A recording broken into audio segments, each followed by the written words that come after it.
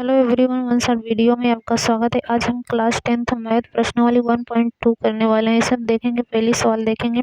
सिद्ध कीजिए कि √5 एक अपरिमेय संख्या है। अपरिमेय संख्या को सिद्ध करने के लिए पहले हम उसको परिमेय संख्या मानेंगे, तो इसलिए माना √5 एक परिमेय संख्या है। √5 बराबर p/q, q नॉट इक्वल 0 होना चाहिए और PQ एक पूर्णांक होना चाहिए और PQ का HCF निकालेंगे तो 1 होना चाहिए। अब यहाँ पे एक मान के तिरछा गुणा करेंगे तो यहाँ P इक्वल Q√5 निकल के आएगा। अब दोनों पक्षों को वर्ग करने पर दोनों पक्षों को वर्ग करेंगे तो P² इक्वल 5 √5 का अगर वर्ग करेंगे तो 5Q²। अब इक्वेशन नंबर इसको फर्स्ट दे देंगे।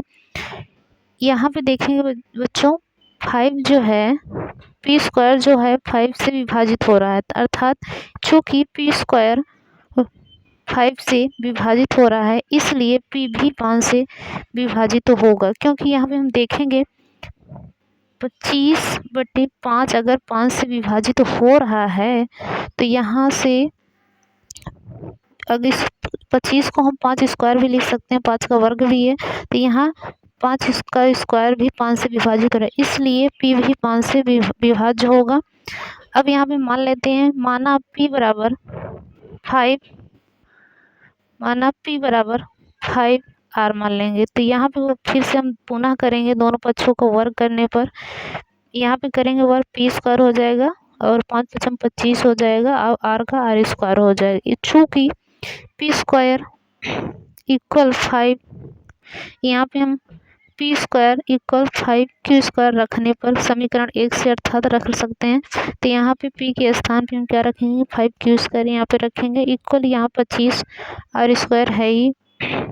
यहाँ देखेंगे यहाँ कट रहा है, 5 से यहाँ काटेंगे तो क्या हो जाएगा, 5 बार जाएगा, Q² बराबर हमारा निकल के आया 5R²। इसको हम इक्वेशन नंबर सेकंड दे देंगे। चूँकि यहाँ पे देखेंगे Q² जो है 5 से विभाजित हो रहा है, इस चूँकि Q² यहाँ पे लिख देंगे, चूँकि Q² 5 से विभाजित है इसलिए Q भी 5 से विभाजित होगा, जैसे हम पहले कर चुके हैं। चूँकि P व Q दोनों 5 से विभाजित हैं इसलिए इसका HCF क्या निकल के आएगा, PQ का HCF 5 निकल के आएगा। अब यहाँ पे देखेंगे, पहले हम माने थे HCF P और Q को 1 आना चाहिए, लेकिन यहाँ पे क्या आ रहा है, HCF P और Q को 5 आ रहा है, अर्थात 5 नॉट इक्वल 1 आ रहा है।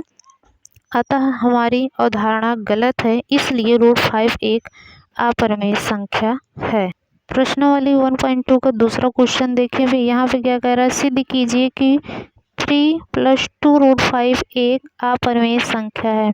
तो जैसे ही पहले हम बता चुके हैं कि अपरिमेय संख्या सिद्ध करने के लिए पहले उसको हम परिमेय संख्या मानेंगे, तो यहाँ माना 3 + 2 √5 एक परिमेय संख्या है, तो यहाँ पे लिखेंगे 3 + 2 √5 इक्वल P/Q, जहाँ Q नॉट इक्वल 0 होना चाहिए, वह PQ एक पूर्णांक है तथा PQ का HCF होना चाहिए 1। ठीक है, तो यहाँ पे क्या हो जाएगा, 2 √5 इक्वल P/Q और इस तरफ प्लस है तो क्या आ जाएगा, यहाँ पे -3 हो जाएगा √5।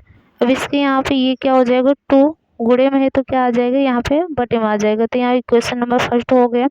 चूँकि यहाँ पे देखेंगे ये यहाँ पे चाहे जोड़ हो चाहे घटा हो, उसको हम P/Q के अर्थात एक परिमेय संख्या यहाँ पे दिख रही है, जो कि √5 क्या है, परिमेय संख्या। हम जानते हैं किसी भी अभाज्य संख्या में रूट लग जाता है तो वो क्या हो जाती है, अपरिमेय संख्या हो जाती है। इस अर्थात चूँकि P/Q -3/2 एक परिमेय संख्या है तथा हम जानते हैं कि √5 एक अपरिमेय संख्या, अतः समीकरण 1 से यहाँ पे √5 नॉट इक्वल P/Q -3/2 हो जाएगा। अतः हमारी अवधारणा क्या है, गलत है। इसलिए 3 + 2 √5 एक अपरिमेय संख्या है। प्रश्नावली 1.2 का तीसरा पार्ट देखें। सिद्ध कीजिए कि निम्नलिखित संख्याएं अपरिमेय हैं। तो यहाँ पे 3 पार्ट दिए गए हैं, तीनों पार्ट, पहला पार्ट देखेंगे 1/√2 हो जाएगा। तो यहाँ पे देखेंगे तीसरा पार्ट देखेंगे, तो सिद्ध कीजिए कि निम्नलिखित संख्याएं अपरिमेय हैं। तो इसमें 3 पार्ट दिए गए हैं। पहला है 1.√3, माना 1/√2 एक परिमेय संख्या है। इस यहाँ पे देखेंगे 1/√2 बराबर P/Q, Q नॉट इक्वल 0 हुआ, PQ एक पूर्णांक है, अर्थात PQ का HCF क्या होना चाहिए, 1 है, इस अब इसका हम व्युत्क्रम ले लेंगे, तो यहाँ व्युत्क्रम लेने पर लिखेंगे √2 बराबर Q अपान P हो जाएगा। इसको हम इक्वेशन नंबर फर्स्ट दे देंगे। चूँकि P अपान Q एक परमेय संख्या है तथा √2 एक अपरमेय संख्या है। पहले भी इस वीडियो में देख चुके हैं। जो कि किसी भी अभाज्य संख्या को रूट में लिखा जाता है तो वो क्या होती है, अपरमेय संख्या होती है। इसलिए समीकरण 1 से तो क्या हो जाएगा, √2 not equal Q upon P हो जाए। अतः हमारी अवधारणा गलत है, इसलिए 1 अपान √2 एक अपरमेय संख्या होगी। अब इसका हम नेक्स्ट पार्ट देखेंगे। 7√5 माना 7√5 को एक परमेय संख्या मान लेंगे। फिर लिखेंगे 7√5 इक्वल P अपान Q, जहाँ क्या होना चाहिए, Q नॉट इक्वल 0 होना चाहिए। PQ पूर्णांक है, इसका PQ का HCF क्या आना चाहिए, 1 होना चाहिए। √5 जो है, √5 इक्वल P अपान ये 7 जो है इसके गुणे में क्या आ जाएगा, यहाँ पे बटे में हो जाएगा। तो यहाँ पे लिखेंगे √5 इक्वल P अपान 7 Q। यहाँ पे इक्वेशन नंबर फर्स्ट दे देंगे।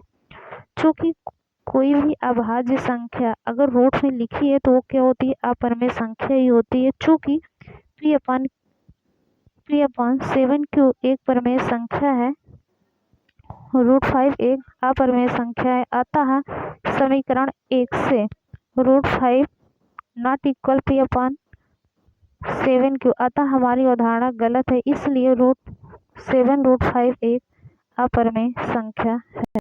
अब हम 3 नंबर क्वेश्चन का थर्ड पार्ट देखेंगे। 6 प्लस √2।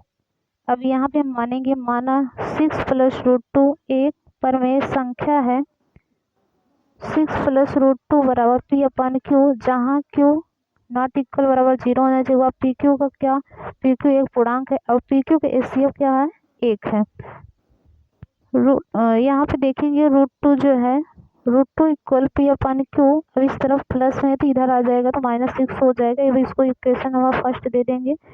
अब यहाँ पे देखेंगे ये हमारा एक परमेय संख्या है और कोई भी अभाज्य संख्या अगर रूट में हो जाती है तो क्या हो जाता है, वो अपरमेय संख्या। चूँकि P अपान Q -6 एक परमेय संख्या है तथा √2 अपरमेय संख्या, अतः समीकरण 1 से √2 not equal P upon Q -6, अतः हमारी अवधारणा गलत है, इसलिए 6 प्लस √2 एक अपरमेय संख्या है।